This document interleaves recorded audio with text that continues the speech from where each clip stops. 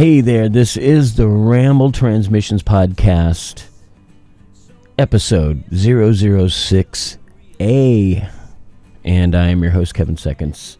Welcome to the episode. I'm happy you're here, I'm happy you're listening, I'm happy you're watching, and I'm just happy right now. Things are good. I just did a cool interview for a recording magazine involving the Walk Together, Rock Together reissue. A couple of dear friends were involved. I'm not going to give it away. I'm teasing you is what I'm doing, okay? You'll know when you're supposed to know. That's just the way it goes. But, yeah, thank you for being here and giving it a little watch and a listen. I've been enjoying so here in California, Northern California specifically, we've been having some very, very, very intense winter weather. And that may not be a big thing for those of you outside of where I'm at.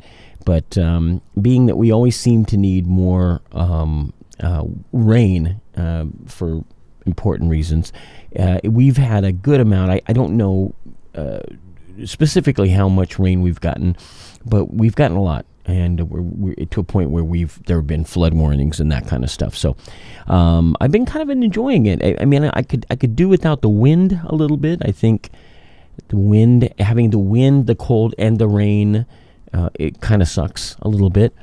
But I've been dealing with the wintry thing, and I'm kind of into it.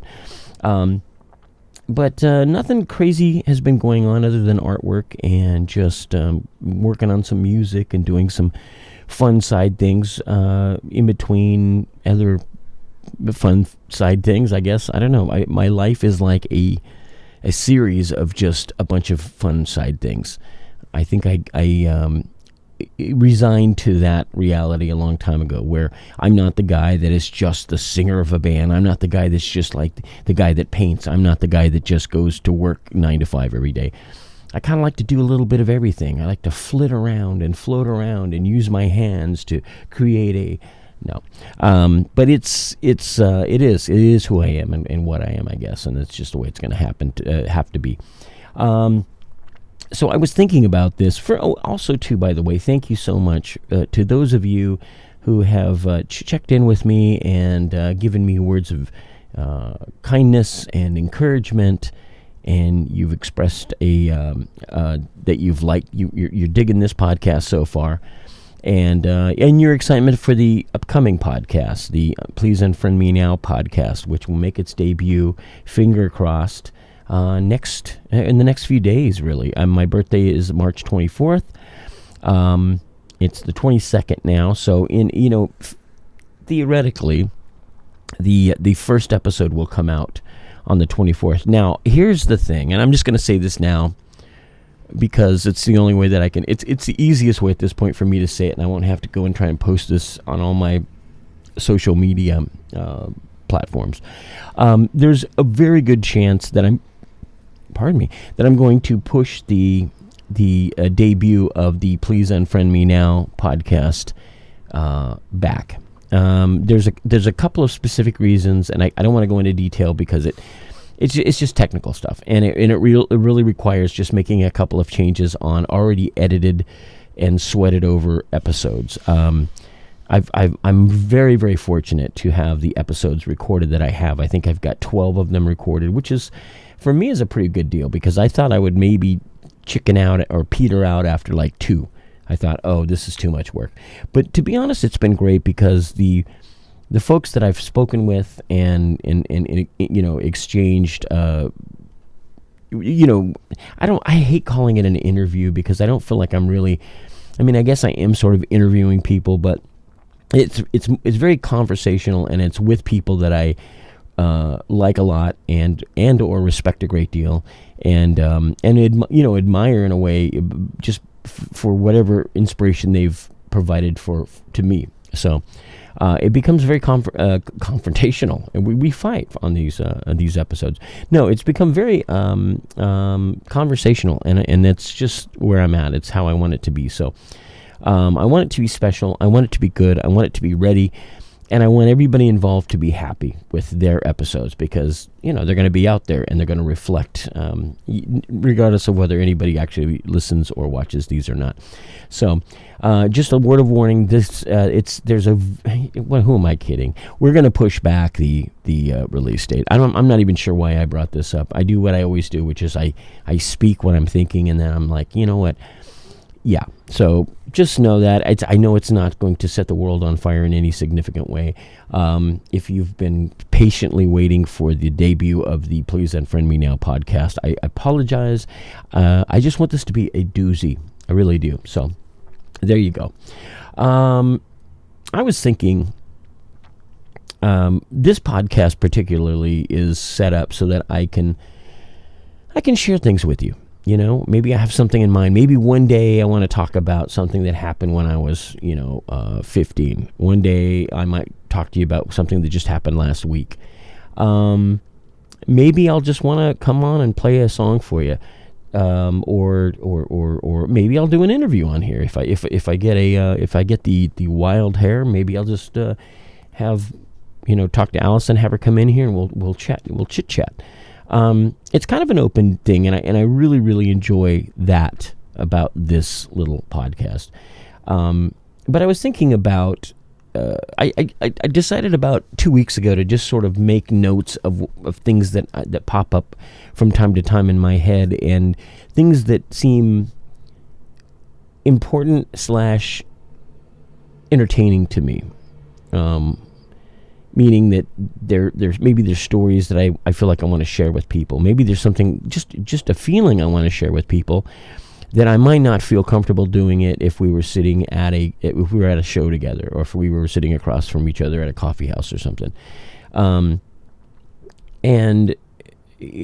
more than maybe you guys know, those of you who listen or watch, this is a vehicle for me to really try and deal with my own, this is going to sound really serious and deep, and I don't want it to, because I'm feeling pretty upbeat right now and happy, but it's a way for me to kind of navigate through my own mental health issues, things that I kind of struggle with every once in a while. Anxiety is a big thing in my life. Anxiety has been a thing in my life my entire life, but I didn't understand what anxiety meant.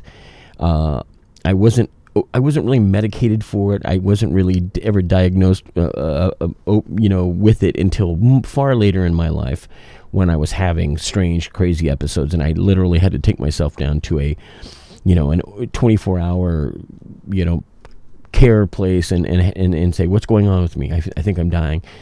And so talking a lot of the times, much like writing songs and painting or drawing, has this effect on me that really is very helpful. And as I've said many, many times, this doing a podcast years and years back grew out of me trying to talk myself out of not freaking out when I would be on a tour by myself. I'd be doing a solo tour. I'd be by myself in a van or a rental car, and I'd have hours to go to the next city, and hours to stay awake, and hours to kill. And I'm not much of a, I don't get on the phone and talk, there's a number of reasons why. Number one, my hearing is shot. Number two, I'm easily distracted when I'm on the phone. And even if I'm talking with my wife, Allison, or a close friend, and I'm enjoying it, there's still this sense of like, I really should, I don't know, I'm not that into this. Add to it that I'm driving most of the time, and even with a headset or with the speaker going through the car stereo or whatever, it's still a distraction, and it doesn't really help me. But speaking does, and so I used to. I've got hours and hours of me just talking into a recorder, setting up a recorder, usually a phone with a little lapel mic, and I'm going, and it's almost like an audio journal, if you will. And that was really kind of my my way of feeling a little normal, a little less isolated from everybody else in the world, and it really did me well and stuff. So I figured, well, if I can continue this on and do a podcast and make it more of an entertaining thing for not just myself but for listeners and viewers, why not, right? And look at me, I'm orange and red. I noticed during this this interview that I just did over Zoom, everybody looked pretty good. It was natural lighting, but my room is dark, but I'm also battling the sun, the light from the outside, which I guess I could adjust the curtains, but then it would be really dark, and then I'd have to work on my recording studio lighting, which is what you're seeing. Not 100% happy with it yet, so we'll figure it out. But anyway, I wanted to talk a little bit about, I'm going to go back to my youth, when I was, let me think. I suppose I was probably 12, and I'm gonna look at I took notes for this particular episode because I wanted to be able to kind of really glean from notes that I've got so that I could kind of keep the timeline in order. But yeah, so we're talking about 1971. 71 was, I was 10 years old, and my parents got a divorce. I'm not reading, I'm just looking at my notes here. And it wasn't really traumatic for me because I wasn't terribly close to my father. I loved my father, and I believe that he loved me, but he was a working guy. He was a hard-working guy, and he was pretty old school. You know, he was from a generation. He was a World War II veteran, a bit of a hero. You know, he had been he'd taken injuries. He had been shot a couple times. Came home, shipped home, went back out, fought in the war over in Europe, and came back with medals. But he also suffered from some bouts of what we know as PTSD. And I didn't know any of that stuff. Having a dad and a mom. My mom later on gave me a little more insight as to what he dealt with and how he struggled through it. But after that, when he came back and was just a civilian, he decided he wanted to be in law enforcement. He became a cop. And that added more stress. There were issues with that apparently, and he wasn't. He was only a cop for maybe about 5 years that I know of. Now, and I may be a little sketchy on the facts here because I was very young and wasn't exactly paying attention because I thought, of course, I'm going to have a mom and dad for the rest of my life. So when my mom wanted to divorce from my dad, it was traumatic on his end. He didn't want the marriage to end. He didn't want his family to break up. He had a beautiful wife, 3 growing kids. And I do believe my dad loved us and wanted to be in our lives, but for whatever reason, my mom, and we talked about it later in years, but she was just too young. She loved us. She wanted to be our mom. She wanted us to be in her care, but she just didn't want to be married. And that's what happened. They divorced, and he eventually went off and moved back to the Midwest, which is where he grew up, born and raised. Started a new family, and my mom, just on her own, took over and basically became our mom and dad, if you will. And that kind of pushed me being the oldest in the family, it sort of pushed me into this role of being the little man of the family. Whatever I could do to help my mom just raise us, I did. There wasn't much I could do at this point. But, so yeah, I'm 10 years old, about 1971. I'm in the 5th grade at this point in school. And I had a couple friends. I talked earlier in another episode about when I was in grade school and I was,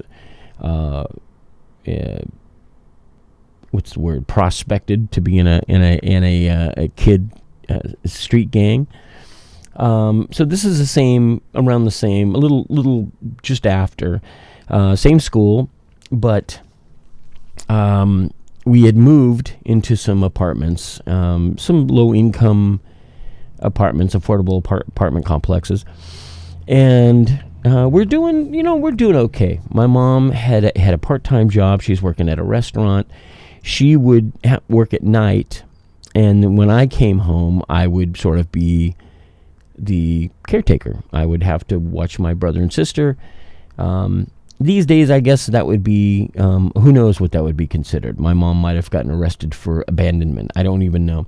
But back then, if you had one parent and they had to work, which they did, whatever you could do. If you had a friend, an old adult friend who could watch your kids, that was great. But we, at that point, we really kind of didn't. So I'd get home from school. Sometimes I'd pick my brother and sister up, we'd walk home, and then we'd just hang out at the house and watch TV and do whatever the kids do. At that time, we had become friends with a family that lived in a house directly behind us. We lived in an apartment complex, a little 2-bedroom apartment, and sort of on the same street, there was a house behind us with a really a really big house with a huge front yard, huge backyard with a big oak tree.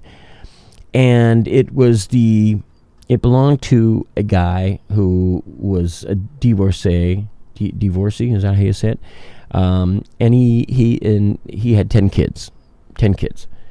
I believe he was still on good terms with his then ex-wife. Some of the kids would stay with her during the week. Some of the other kids would stay with him, and I think they kind of bounce back and forth.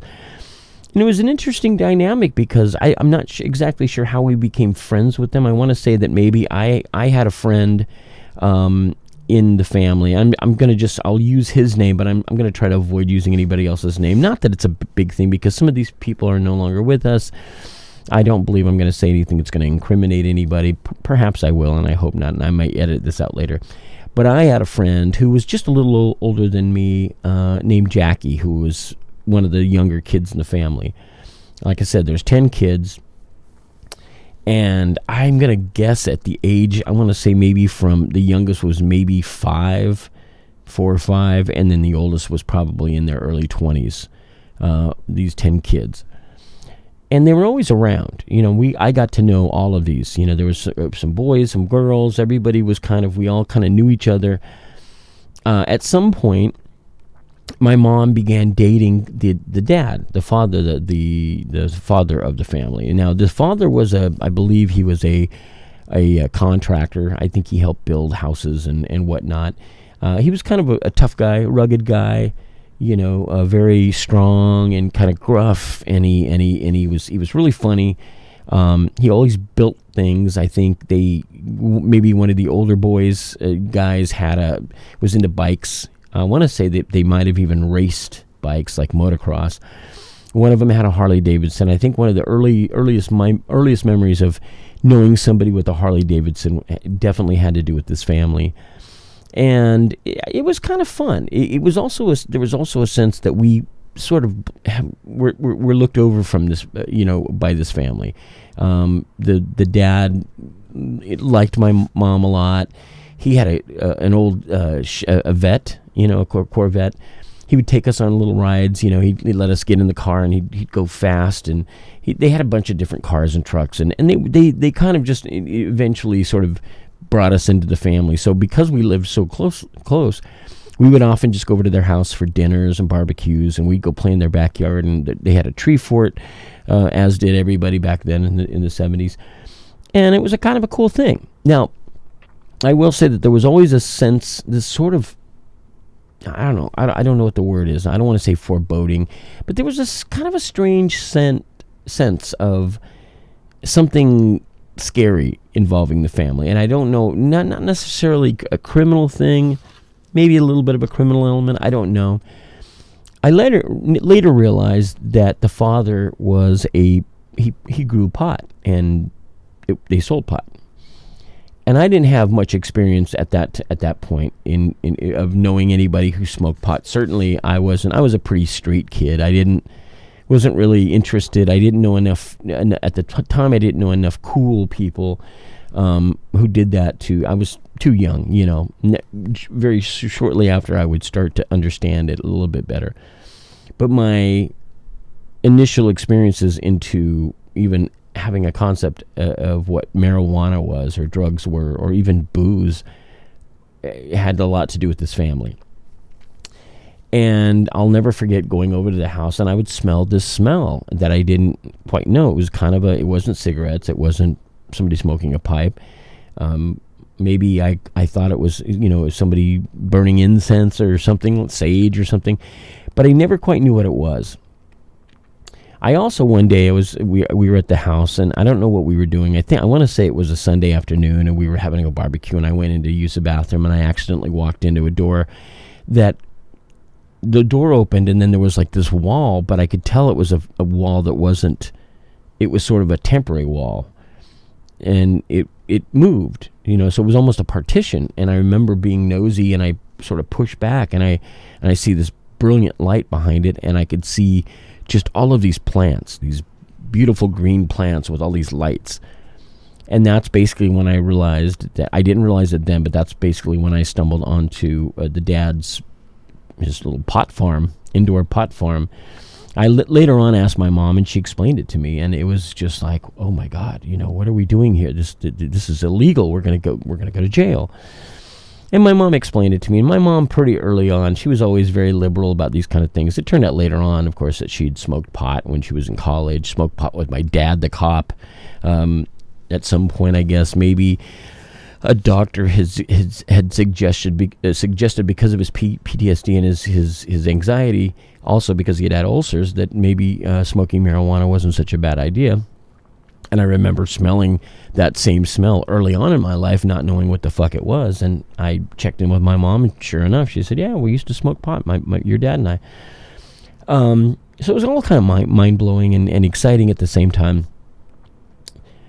So I didn't say anything about discovering the pot plants, because I thought, I'm not, mum's the word. There's no reason. Why even reveal that? It doesn't matter. But I was curious. And then one day, my buddy Jackie used to come over. He'd come over and pick me up, and we'd go ride bikes, and we'd go walk to, there was a little drive-in restaurant across the street, and we'd go get food.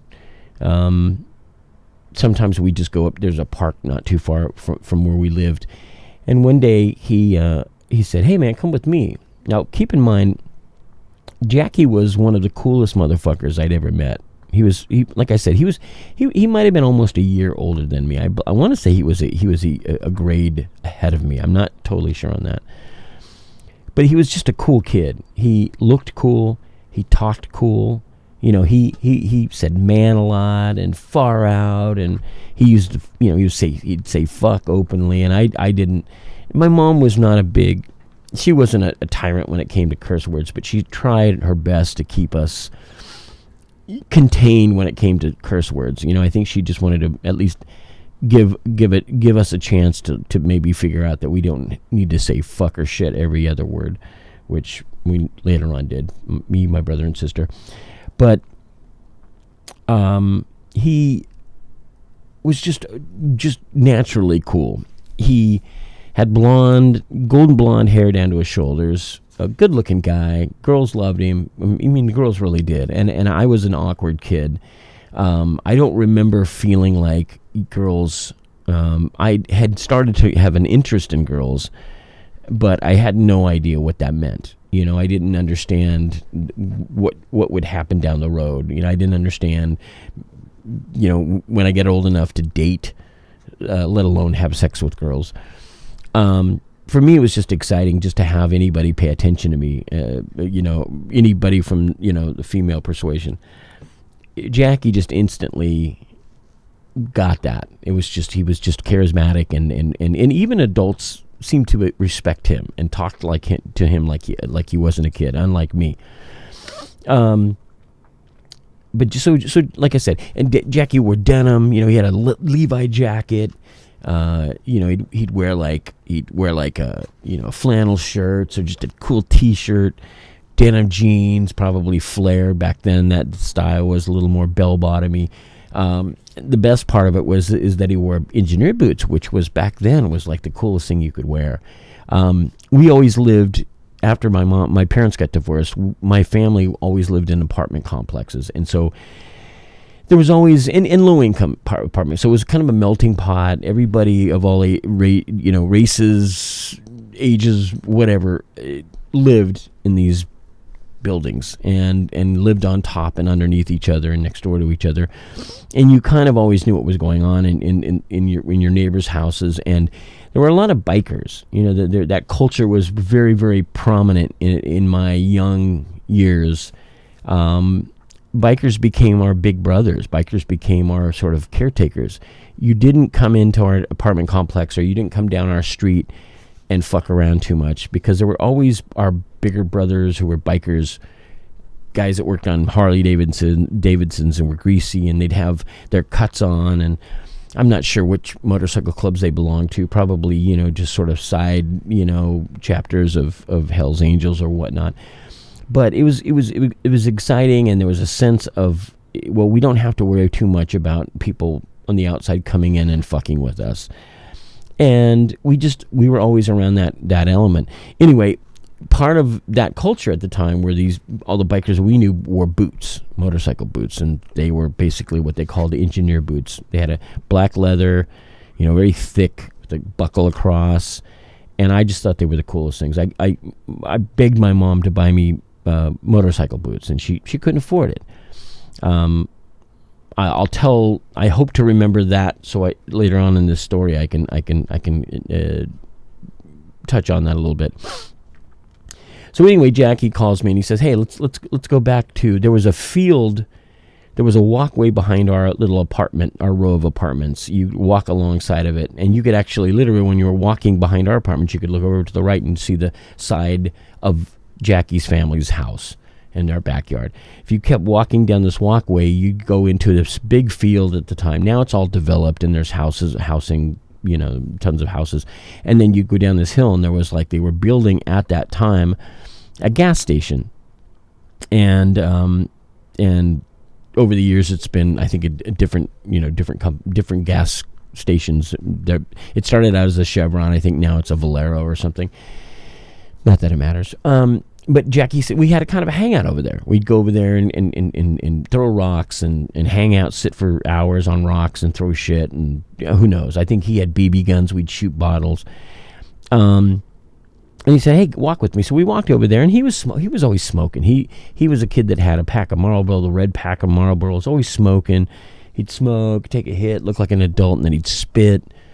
And I always thought that just looked so cool. I would mimic him doing that with, when I was away from him. I just thought it looked so badass.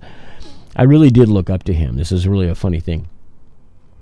But he asked me, so he pulls out a joint, and he lights it up and starts smoking, and he offers it to me. He says, "You want to hit?" And I was like, I was stunned. I didn't know what to say. I had already considered maybe trying to smoke just because Jackie looked so cool doing it. But I knew that this was different. I knew that this wasn't just cigarettes. I knew this was something illegal, and it was drug related, and I didn't want to become addicted, and I didn't want to get arrested. And I said, I've never done it before. And he goes, "Well, take a hit, man." So, I took a hit, very awkward, coughed it all up, went down my throat the wrong way. Everything was fucked up. So he showed me how to hit it, and I took a hit, and he goes, "Now hold it in. And I'm like, I'm trying to hold it in, and I cough it out again. I must have taken 4 or 5 hits that day, and I eventually sort of got it down.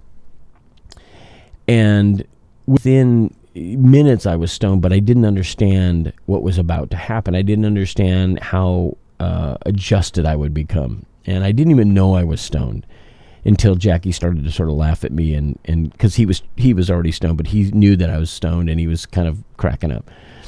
And then I was kind of scared. I was freaking out because the few times that I would smoke pot throughout my adult life, young adult life, and it was one of the reasons why I realized it wasn't for me, because it just would make me feel paranoid. It would make me feel like I was never going to feel normal again, whatever that meant. And I just hated the idea that I couldn't control the highness. Like if I decided I don't want to be high, I couldn't stop it. It would just continue, it would linger as long as it did. And that's really where it started. But again, I wanted to be cool in Jackie's eyes. I wanted him to like me. I wanted him he was a cool kid. He seemed to like me. I wanted him to be my friend for as long as he felt like being my friend. It was an important thing. I didn't have a lot of friends. So anyway, this became a thing for a while. And I didn't necessarily like smoking pot with him, or smoking pot, but I liked hanging out with him. Now, to throw in an extra curve, there was a girl who I had a crush on named Laura, who I then thought I was in love with her. She was beautiful, Mexican, beautiful girl, dark hair, long hair, dark black, brown eyes, beautiful face, sweet girl, funny. She was in my class at the time, and I just had the biggest crush on her. And she was always funny to me and always gave me attention. Turned out that she and Jackie got along fabulously, and it turned out that she had a crush on Jackie. I don't even know whether Jackie cared or not. For all I know, Jackie could have been trying to get in her pants, and I was so naive and such a little virgin. I had no idea what that stuff meant or was. I would just look at her and I would beam. And so I remember one day she came over, and Jackie and her and I would go over to our little hangout, and they start smoking pot like a couple of fucking experienced pot smokers. And I was like, by then I was like, yeah, I'll take a hit of that joint. And once again, I'm bending to whatever peer pressure that was going on, mainly because I wanted these two human beings to think that I was cool. And apparently it worked, because they'd always invite me to hang out, and I just wanted to hang out with her as well. All right, so I've given you the intro to the story. One of the other things that Jackie did that I thought was incredibly cool was he stole things. He was a thief. He, at that point, had already stolen. He was good at stealing bikes. He could go over to another neighborhood a couple blocks away, and he would steal kids' bikes. And that was terribly exciting, because I was, as a poor kid, my mom couldn't afford to buy me a bike. I didn't have a source of income at the time. So knowing that you could just go steal some kid's bike was terribly exciting to me. And seeing that Jackie was really good at it and very confident, and would sort of, I remember that explained why they had so many bicycles in the backyard. And he'd let me borrow one. I could borrow any bikes I wanted, and I learned how to, it was always like Stingray, like Schwinn Stingrays, like the little, some of them would have this, they call them the sissy bar, the big extended bar in the back. They'd have 10 speeds, but I was too small and too kind of freaked out to ride a 10 speed at the time. And, but then I started to realize that Jackie would just go. I remember going into a supermarket. There was a supermarket across the way from where we all lived in our little part of the neighborhood. And we would go over there, and if maybe my mom might give me $1, and I'd go over and get, a candy bar and a Coke or something. I remember one time being there. I had $1, and I was going to go buy something, some chips or something, and I look over and I see Jackie putting something in his coat, in his shirt, whatever he was wearing. And then he walked by me. He goes, "We got to get out of here." I was like, "Okay." So I guess I bought whatever I was going to buy, and we go, and he just takes off running, and I'm running alongside of him. And we go over to our little hangout, and he had stolen some beef jerky, and I don't even remember something. And I said, "Did you steal that?" And he goes, Yeah. You can't say anything. Don't tell anybody." And I was like, "Yeah, no problem." The worst thing you could be back then was a little snitch. Like, nobody, I learned that, and I still carry it with me today. Like, you do not tell. Just never tell anybody anything. And, but I was so fucking curious about it. And I asked him, I said, "How do you do that? Aren't you afraid you're going to get caught?" And he was like, "No, fuck it. You just be smooth, be cool about it." So over time, I would watch him do this a few times, and I decided that I wanted to steal. I said, fuck it. I don't have any money. I'm too young to get a job. Getting a paper route wasn't an option. Mowing lawns, I don't know. I did that at various times when I was, a year before. But I wanted to kind of be like a little rugrat. I wanted to be a little roughneck. So I wanted to be a tough guy. I wanted to be a criminal, I guess, maybe. Because my friend Jackie was. He seemed to... And some of his older brothers did the same thing. I found out later on that they stole shit, and they did cool shit. They had guns, and they shot at stuff. They were just... Everything was just so different from how I had grown up until that point. And I just wanted more of it because it made me happy for whatever reason. So I remember deciding to go off on my own one day, and I said, I'm going to go, there's a pharmacy, a little drugstore that my mom used to go to get prescriptions filled, and they had, it was mostly just like a little, they had greeting cards, and they had candy, and maybe they had magazines. I don't remember what they had. It was a drugstore. But the deal was, is you'd walk in the front door, there's a big counter. Beyond the counter was where the pharmacist would fill out the orders, the drug orders, and right in front of the counter there was just like these racks of candies and gum and stuff, and I think magazines too. And I'd gone there enough to know enough about the setup, so I decided I was going to go in there one afternoon. I got out of school and I went over there, and I probably pondered it. I probably pondered it for 2 days, 3 days before I finally did it. But I go in, and I don't recall there being a little dinger at the door or anything that alerted the clerk. So I just go in and nobody comes up at all. I can tell that there's somebody behind the counter working. And I go up and I see the row of candy. I decide I'm gonna fucking steal a candy bar. And I believe I tried to steal. I picked up a Uno bar, which I don't know I think they make them still.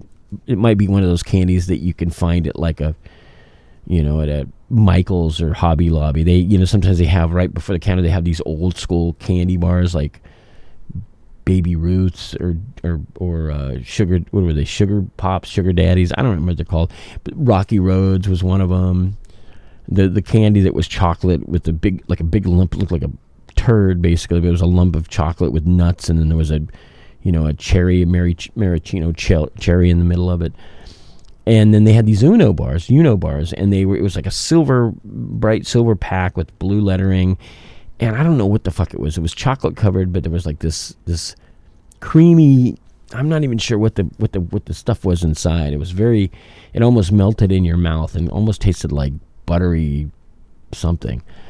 And I loved them for some reason. So I grabbed the Uno bar. I think it's Uno bar, whatever. Who gives a shit? I grab it. Sorry, my nose is a little plugged up. I grab it, and I stick it in my pocket, and I just turned around and start to walk out the door, and I hear, "Hey!" I was like, I stop in my tracks. Get over here. Fuck. I turn around, and there's a guy, the pharmacist I'd seen a million times. He knew my mom, knew where we lived. Did you just steal something? Did you just steal some candy?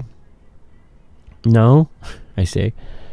Yeah, you did. You stole a candy bar, and I want you to give it back now, or I'm going to call the police. I was like, oh my god. It was the worst feeling that I'd had up until then. Maybe besides finding out my parents were getting a divorce, or the time my dad put a gun to my mom's head. I'll talk about that another time.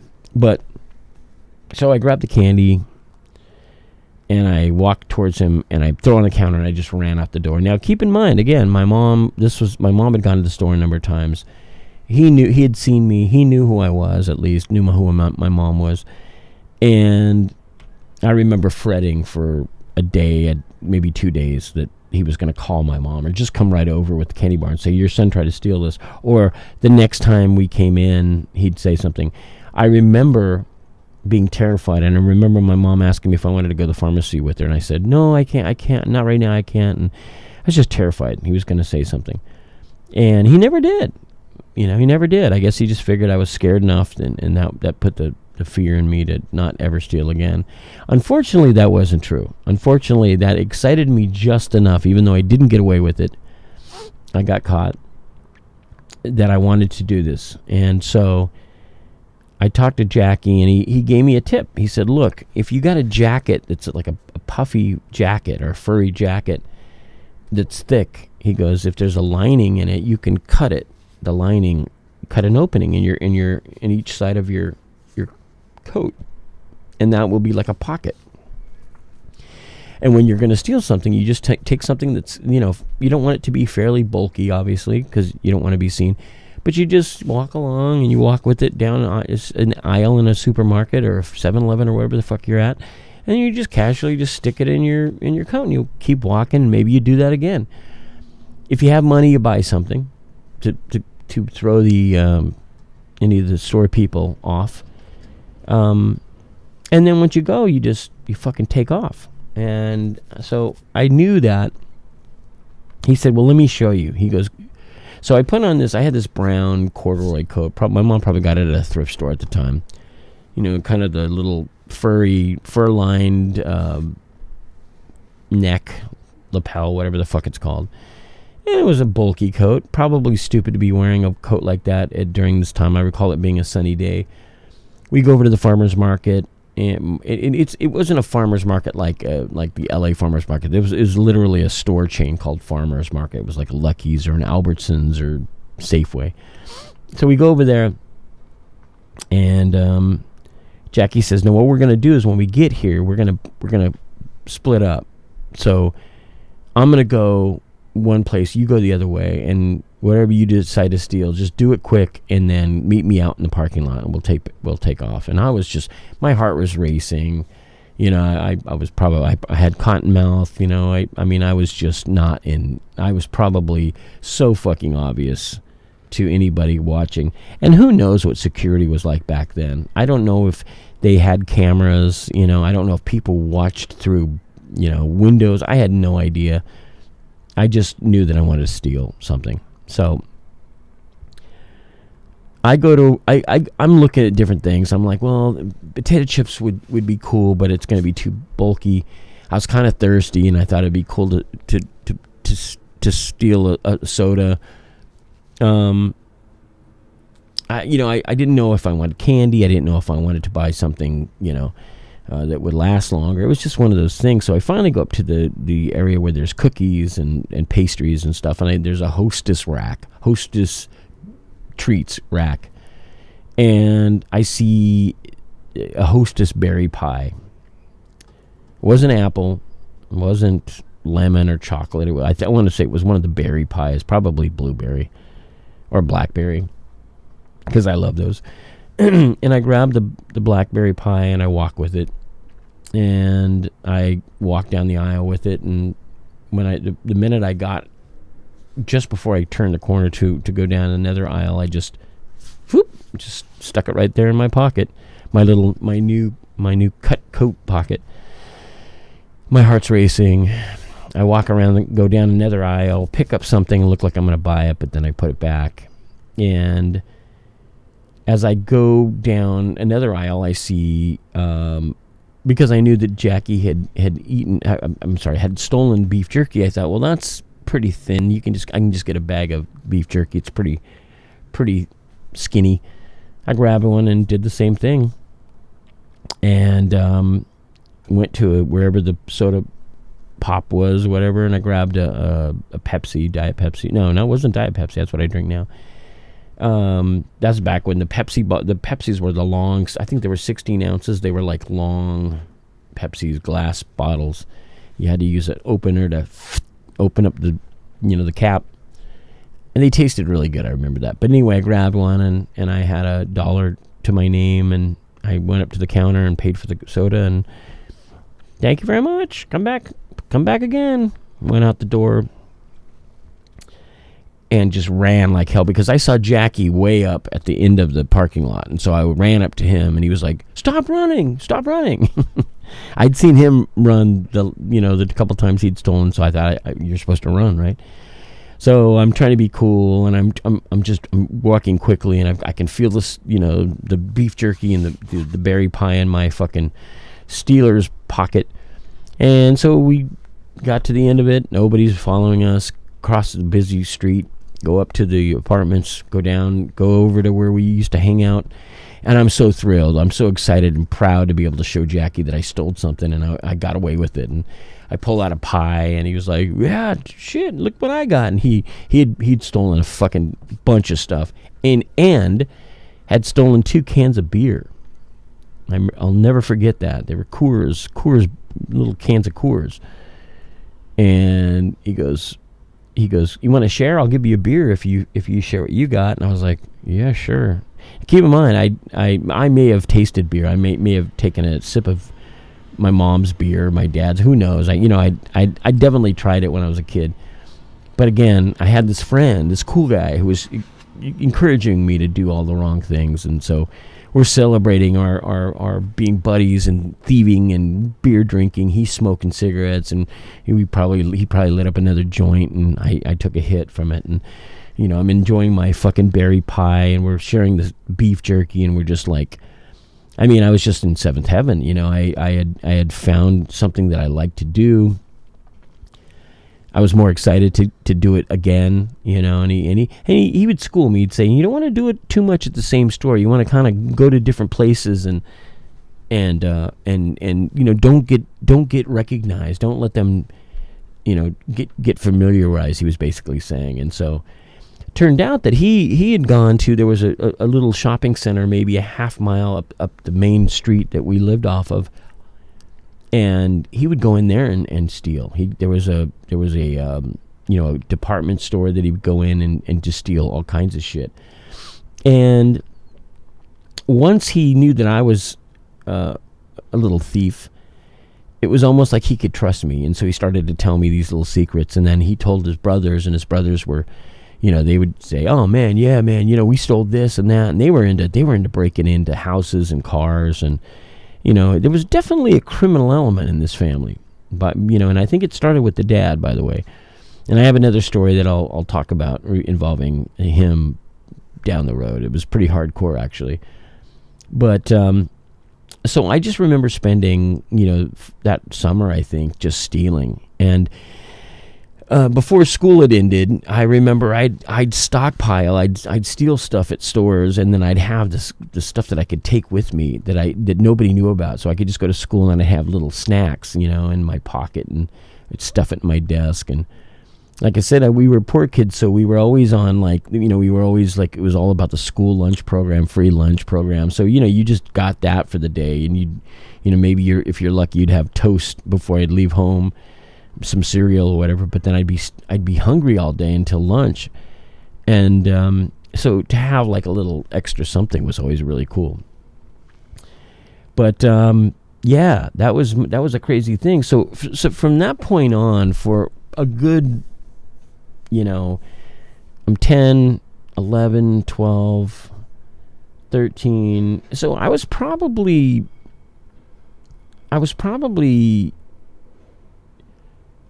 I think I stopped, and I'll tell you why I stopped in a second here, but I believe I stopped of stealing shit. I'm looking at my notes here. We lived...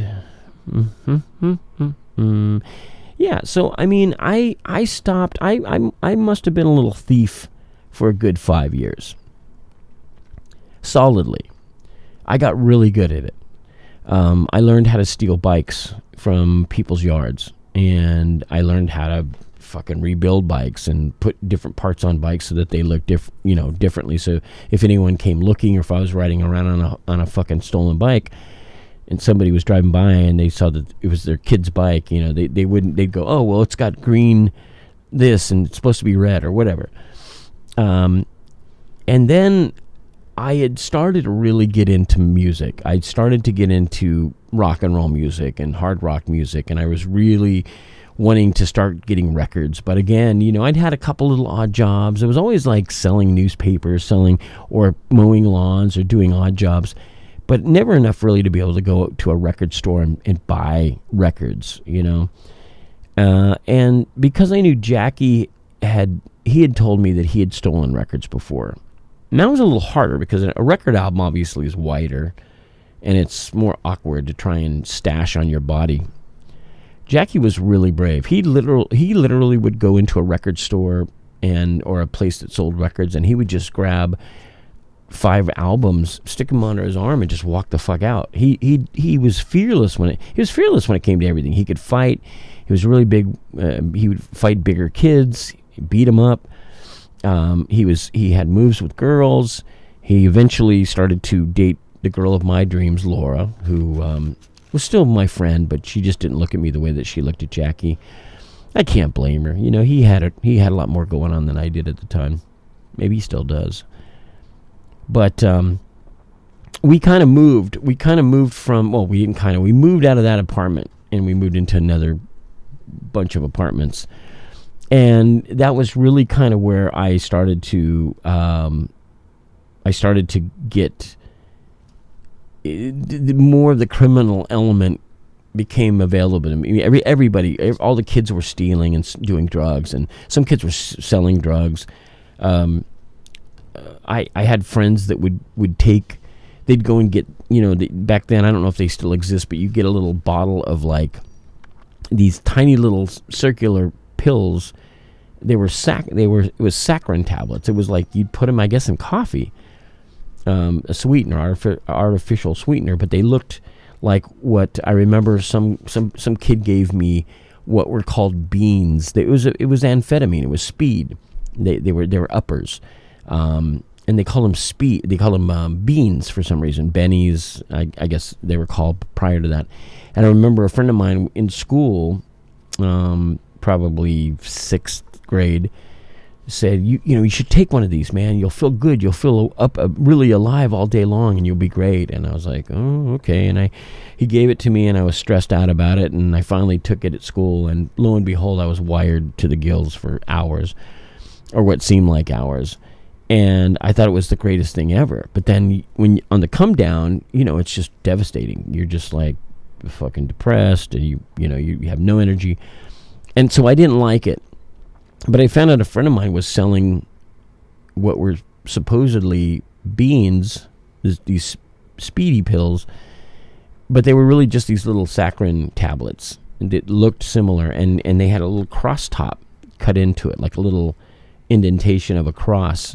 And he would take his pocket knife, and he would just create these little crosses and put them in a little zip bag or maybe a foil or whatever, and he'd sell them to kids at school. I don't know what he sold them for.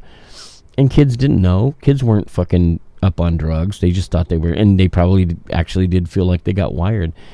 And so I was learning all of this stuff, these little activities that were not legit, not cool, not kosher, not legal.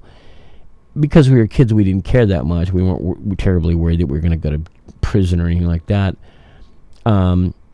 And I had a mom who she cared, but she was so busy trying to just raise us. She was so working and trying to figure out how to keep food, in the house and a roof over our heads, that the last thing she really could worry about was what we were doing when we were outside playing or outside doing whatever.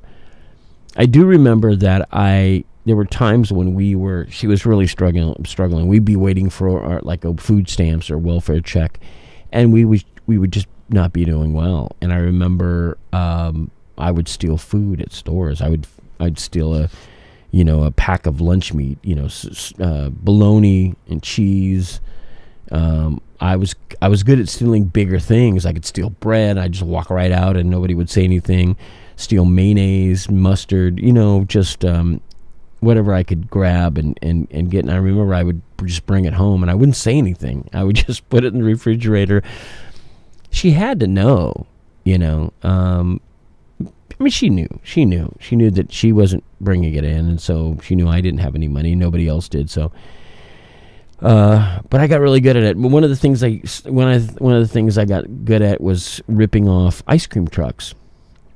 We lived on a street called Sayonara Drive. It was like a big long street, suburban neighborhood. It was even back in the 70s was considered like the sketchy part of the little community that we lived in. It was a Sacramento suburb.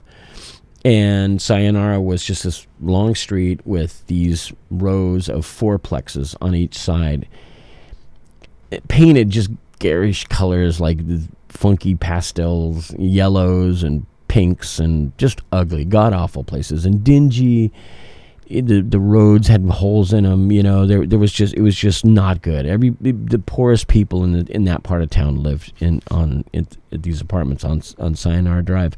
Sayonara, these apartments have been notorious for years. Later on in the 80s and 90s, they become, like, in the county I live in, Sacramento County, was one of the worst parts in terms of gang violence and prostitution and drugs. It was one of the worst streets known, and they finally, I think they ended up raising a bunch of the buildings and put a cop substation on that street just to kind of take care of some of the crazy shit that was going on.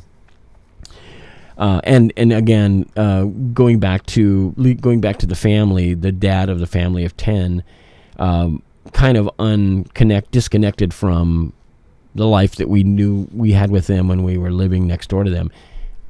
I witnessed something that was crazy one morning going to school, and I'll talk about that because it was one of the scariest things I'd ever seen. It was on that street, but anyway, the ice cream truck would come down our street, and everybody would hear the songs. And I had a buddy named Mike who would go in with his little quarter, whatever he had, $1, and he'd keep the ice cream lady busy. And I'd go around to the other side. For whatever reason, they had an open door, and I would steal whatever I could get. And I couldn't get into the ice cream part, but what they did is they'd have these cases of Shasta Cola because they'd sell them, the singles. And I'd go over and literally grab a case and just run with a case over to wherever I was going to stash it. And then I would either bring it inside to our house and stash it, or I would sell cans of soda to kids for $0.25. So I had my own little side business, and I kept doing that until finally one day I grabbed one and I ran to my house, and I could hear outside. I would go inside our house and I'm hiding, and I could hear outside that the ice cream woman was knocking on our neighbor's door going, I saw you, I saw you, you stole some sodas off my truck. You better give it back right now. She was just going to any apartment on our little fourplex to find out, and she finally gave up because I never answered our door when she knocked. And that was kind of the end of me stealing from the ice cream truck. But to end this, I got really good at stealing records. There was a shopping center about a mile from where we lived on Sayonara Drive. Big shopping center, big indoor shopping center. It was very modern. They had department stores. They had a Weinstocks and a Macy's, I think, or a Penny's, whatever. Liberty House. They had restaurants. They had clothing stores, shoe stores, everything, right? And you walk along, it was air conditioned. You could go there and spend a whole day doing nothing, literally. We would do that on a hot summer day. We'd go there. Sometimes we'd hitchhike there by ourselves, which is a whole other fucking crazy thing. And we'd thumb it and go up to the Sunrise Mall, and we would just hang out all day. And we'd eat sample. There was a little store called Swiss Colony, I think it was called. And their specialty was selling like meats and cheeses from all over the world and snacks and stuff. They would put up these samples all day long, just these plates of like cheese and bits of salami, and we'd just walk by all day long and grab like handfuls of it and scarf on that and go up. We'd steal wherever we could steal within that shopping center. But I had this system to where I would go oftentimes with my coat with the slit, and 8-track tapes were the big thing that back then. 8-track tapes, for those that you don't know, they'd have 8-track tape players, and they would just be these cartridges about this big, I guess, about this, and you'd stick in the 8-track player, and they'd have the 8-track of Led Zeppelin 2, and there'd be 2 tracks. I don't know the configuration. I don't know why it was called an 8-track tape, by the way. I should know that. But they'd have 2 songs, and then it would go to the next track, and there'd be 2 songs or 3 songs, and then they'd do that. And sometimes it would literally, it would I can't even explain this. The track would change in the middle of a song. So it was just a shitty technology. But we had an 8-track player at my house. My mom had an 8-track player in her car. So 8-tracks became a thing. So 8-tracks were pretty easy to steal because they were thin, and you could even when they'd start to put them in these like packaging, the packaging was kind of long. I think that was the way they kept from stealing. Before they went to that system, you'd just grab an 8-track tape, and you could put down your pants. You could put it in your pocket of your pants. And I would go and grab like 4 8-track tapes of whatever fucking band, whatever record I wanted, Rolling Stones record or Zeppelin or fucking, whatever band I was into at the time, and I'd just stick them in my pocket. I did get into stealing albums, vinyl too, for a while, and my system with that was really crazy. I would go in particularly, so all of these department stores would have a stereo section. They'd have where they'd sell stereos and TVs and record players and radios and stuff, and most of the time they'd have a section, 2 or 3 rows of vinyl record vinyl, and they'd have a good selection. Deep Purple was one of my bands at that point, so I was always stealing Deep Purple shit. And I'd go over and I'd be looking like, come on, the clerks knew I was just this kid that had no money, but I would try to. I thought I was sly, and I thought I was a good actor, so I would go over and start looking through albums, and I'd grab one and I'd walk along with it, and then I'd wait for the salesperson or the clerk or whatever to get busy, and then I'd walk over to another department at the Liberty House, which was I guess a big department store chain back then. It was very intricate. The record stores and the record department and their stereo department was like right here, and then right next door there would be the furniture department. And what they would do is, in order to sell furniture, they'd have the living room set up so that you'd see the couches and chairs and the TV stand, and then they'd have walls, fake walls, and then there'd be the kitchen, and they'd have ovens and whatever, refrigerators, and then they'd have the bedrooms.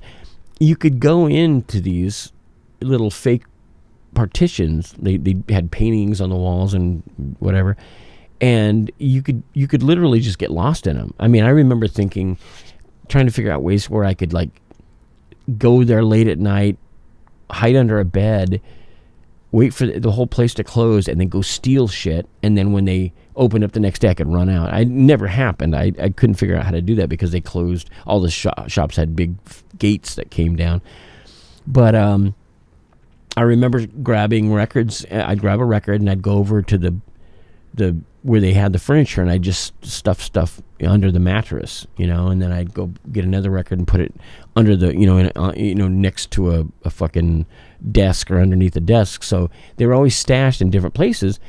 And then later on, I'd just come back around. I'd go do something else, go to another store, go hang out with my friends, and I'd come back around and I'd stick the stuff under my arm and I'd just walk right out. It was a little easier back then because I think security, as opposed to now, was so different. You didn't have cameras everywhere, and I mean, it was just much easier to steal shit, or so I thought. To end this story, the only reason I stopped stealing was because I got caught, and I didn't actually get caught. A friend of mine, Bruce, he had just turned 18, so he was an adult. I was 14. Is that right? I was 14. He was 18. He was just my buddy. He was a buddy, friend of the family's. His sister hung out with us a lot of the times. He and I would go we'd go steal we were always hitchhiking everywhere. We'd go up to different parts of the city. Instead of just getting on a bus for 25 cents, we'd just go hitchhike. Bruce was definitely into things. He was into drugs. He was into stealing. He was into girls. He was just another extension of the kind of guy that I was hanging out with. A little older, a little more influential, had more charisma, and would make, in my mind, they're like the coolest motherfuckers on the planet. He loved to steal, and we were always going to places and stealing. One night we decided to go to across the street from the Sunrise shopping center, Sunrise Mall, where I was just speaking of. There was another more of an outdoor mall, and there was a Montgomery Ward there. Montgomery Ward, again, for those who don't know, was just a department store that had everything. Garden department, toys department, clothing, records. They have a cafeteria inside. I worked at a Montgomery Ward when I was like 17 in Reno later in years, but we went there, and I went there with the sole purpose. I had one thing I wanted to do. I think it was Mother's Day was coming up, or maybe it was my mom's birthday or Christmas. I don't know. I don't know the time frame. I wanted to get my mom a gift, but I didn't have enough money, so I was going to steal. All I wanted to do was steal one thing, an 8-track tape of a Moody Blues album. And I don't remember which one. It's not important. I knew if I got it, chances were that she'd be so happy that she had it that she wouldn't question where I got it. I was counting on that. So we go into the Montgomery Ward. I go right to where I want to go. We split up. Bruce went and did his thing somewhere else, and I don't even know if he stole a record. I don't remember. But I go and get I find the Moody Blues 8-track tape. I quickly figure out where I'm going to put it. I stash it. I'm walking around pretending like I'm looking at other things, and I just kind of casually sauntered out the door. as I'm walking to the parking lot, the idea was that I'd meet Bruce outside of the parking lot. There was a bus stop, and I'd meet Bruce there, and we'd just take the bus back to my mom's place where I was living. I'm walking. I can't see Bruce in the distance, but I hear footsteps running towards me, and I'm like, what the fuck? And I just remember turning around and seeing these two guys running at me. Okay, get back here. And then I turned back around to run like hell, and there was somebody in front of me, and they grabbed me, and I'm caught. They get a hold of me. They said, come with us. We know you stole something. And I was like, I didn't steal anything. What are you talking about? And the 8-track was down my pants, so they were going to have to search me, and maybe I thought that they were never going to do that. So I was being pretty, no way. No, you didn't see me do anything. Well, it turned out, so they walked me to the security room or whatever, and I look and I see Bruce in another room bawling like a big baby. He's just crying. And I'm like, what did they do? Did they beat him up? Like, what the fuck happened? Well, it turns out that he got caught stealing something else. They brought him into the room. For whatever, he panicked and knocked me out. He snitched on me. He said, my friend stole something, too. I don't know if it was maybe because he was 18 and he just didn't want to. He thought, like, I don't want to go to jail alone. He would go to jail. He was going to get arrested and go to jail. If I got caught, I was just going to go to juvenile hall and probably not even that, get a slap on my wrist and sent home. They called my mom, which is what they did. So he panicked and he snitched on me, and so they ran out, grabbed me, frisked me, got the 8-track tape out of my pants, and I was caught. And they told me, they said, your friend snitched on you, So they were already playing head games, and I was pissed and I was scared and whatever. So I just said, look, I'm sorry. I tried to make up some story. I'm poor. I was just trying to get a gift from my mom. And they're like, well, that doesn't warrant stealing, and we're going to have to call your mom. So they did. They called my mom. 40 minutes later, my mom comes down and shows up. They took Bruce away. Bruce went to jail. He spent the night in jail, and probably terrified, and probably snitched more about other things we'd stolen. My mom comes in, and they said, well, your son stole a tape. And my mom just looked down, and then she just looked at me and just glared at me and said, when I get you home, I'm gonna let you have it. You know better than this. You don't steal.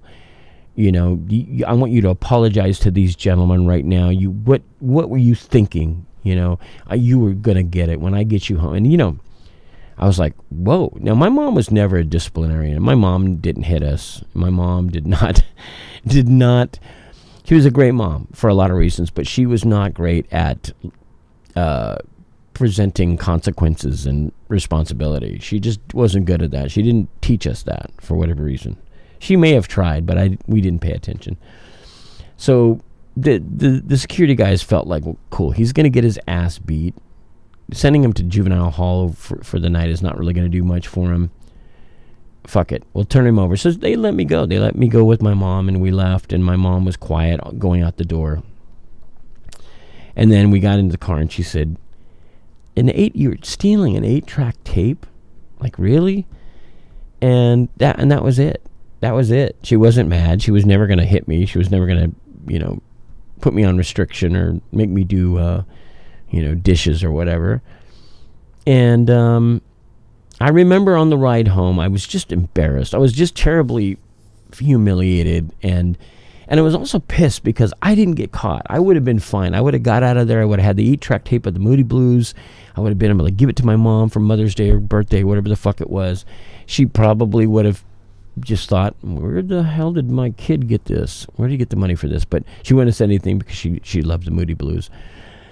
And I was just kind of more pissed that my friend knocked me out. This is my buddy. This is my good friend, and I didn't know how I felt.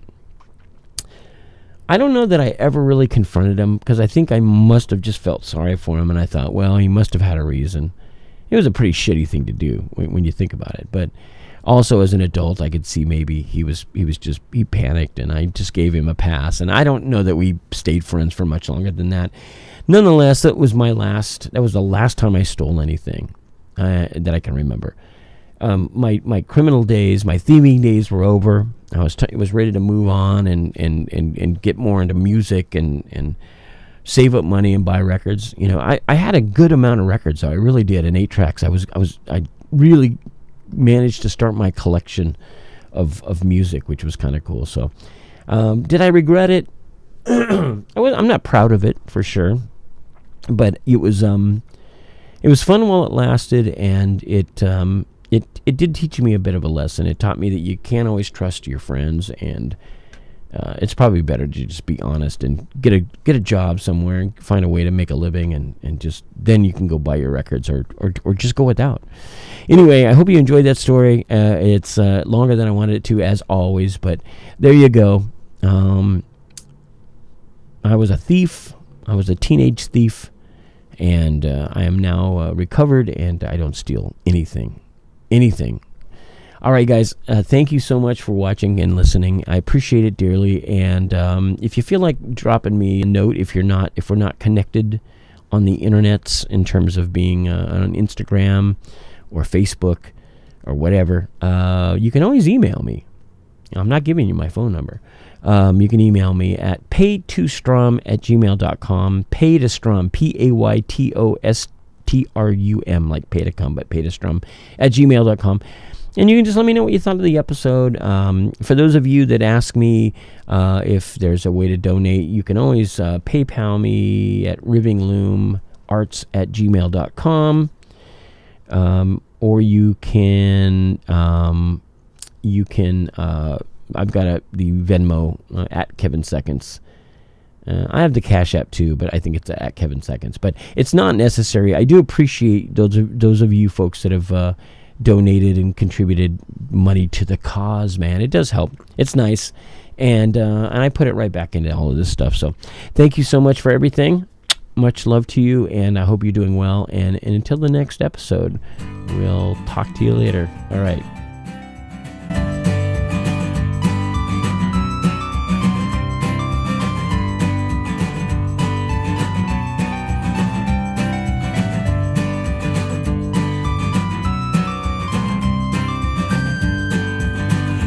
Tried to find